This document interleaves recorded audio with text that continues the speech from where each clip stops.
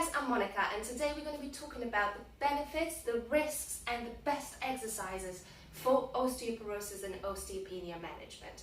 Now, before I give you some great examples of the exercises you should include in your routine, I want to clarify one big misunderstanding that's been overshadowing the industry and people struggling with osteoporosis for years now.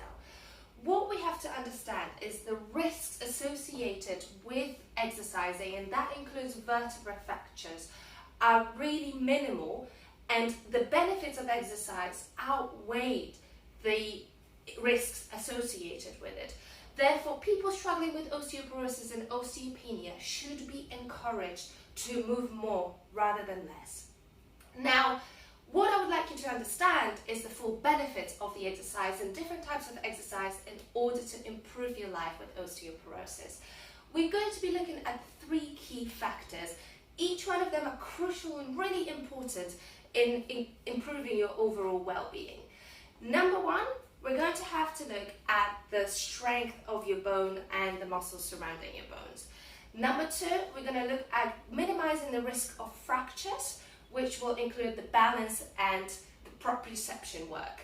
And finally, number 3, we'll look at your posture, which might already have been affected by osteoporosis, or any form of inflexibility that you may have, in order to make sure that the movement you're performing is really easy and safe for your joints, and you're minimizing the risk of injury. Now, here's the breakdown of the best types of the exercises and how to approach it when you struggle with osteoporosis. First, let's have a look at promoting bone strength.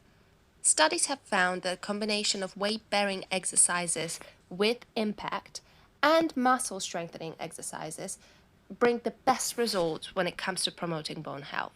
Variety is key in ensuring that we're loading the relevant skeletal muscles with different forces in various different directions. Pulls, pushes, all count towards the equation. When we're talking about resistance training, we're looking at bodyweight exercises, free weights, and resistance machines. When we say high impact weight-bearing exercises, we can mean anything from stomping, jogging, running, sprinting, to skipping or jumping.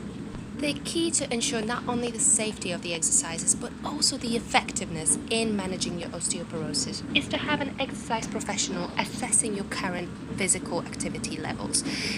She or she will then be able to choose the appropriate exercises and the correct levels.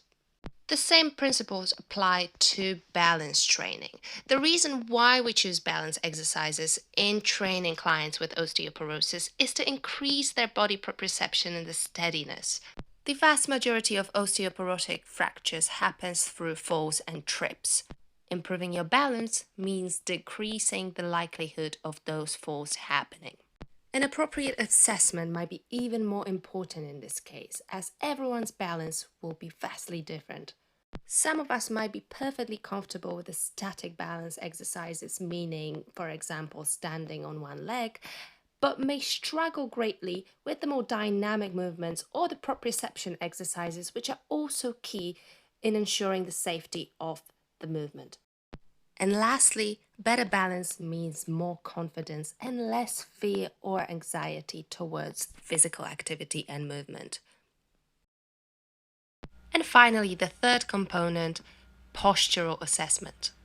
Depending on the stage of the osteoporosis, there might have already been some changes done to the vertebrae, spine, or the joint position in your body. Alongside of strengthening the correct muscles and strengthening the stabilizing muscles for the joint stability, there's a huge component of mobility and flexibility that cannot be omitted.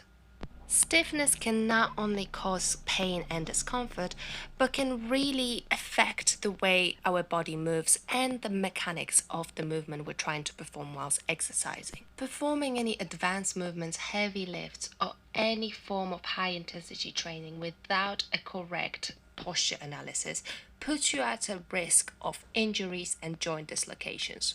In many clients dealing with osteoporosis, addressing things like thoracic spine immobility or hips inflexibility can have a huge positive impact in how quickly they can progress and how effectively they can manage their condition.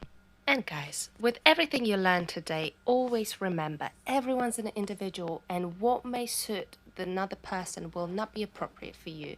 You might be very flexible but lacking strength, or really strong but inflexible. It's all about personal approach.